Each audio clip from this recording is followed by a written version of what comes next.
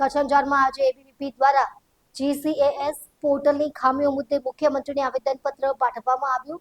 એસટીએમના માધ્યમથી આ રજૂઆત કરવામાં આવી છે. કચ્છના અંજારમાં આજે અખિલ ભારતીય વિદ્યાર્થી પરિષદ પૂર્વ કચ્છ એબીવીપી દ્વારા સીજીએએસ પોર્ટલની ખામીઓ મુદ્દે વિરોધ નોંધાવતા મુખ્યમંત્રીને અંજાર એસટીએમના માધ્યમથી આવેદનપત્ર આપવામાં આવ્યું છે.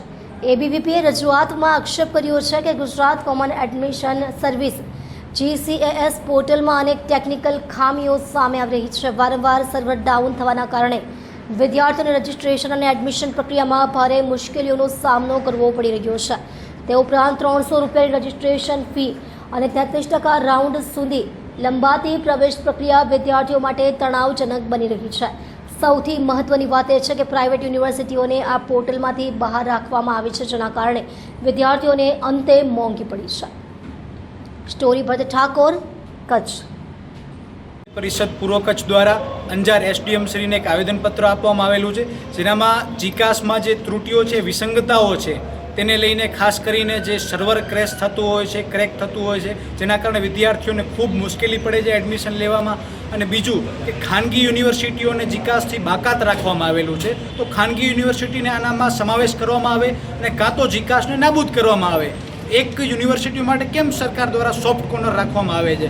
આનામાં સચિવાલય ગાંધીનગરમાં જે અમુક બ્યુરોક્રેટ બેઠા છે, તે પ્રત્યક્ષ અને પરોક્ષ રીતે કેવી રીતે ખાનગી યુનિવર્સિટીને ફાયદો થાય તે બાબતે જ વિચાર વિમર્શ કરી રહ્યા છે. ગુજરાતના ગરીબ વિદ્યાર્થીઓ માટે નથી વિચાર કરી રહ્યા. તો ખાસ એ અમારી માંગ હતી. એની સાથે કે પ્રાઇવેટ યુનિવર્સિટીને પણ આનામાં સમાવેશ કરવામાં આવે. અને ત્રીજું કે 300 રૂપિયા જેટલી માત્ર રજિસ્ટ્રેશન ફી આનામાં રાખવામાં આવેલી છે.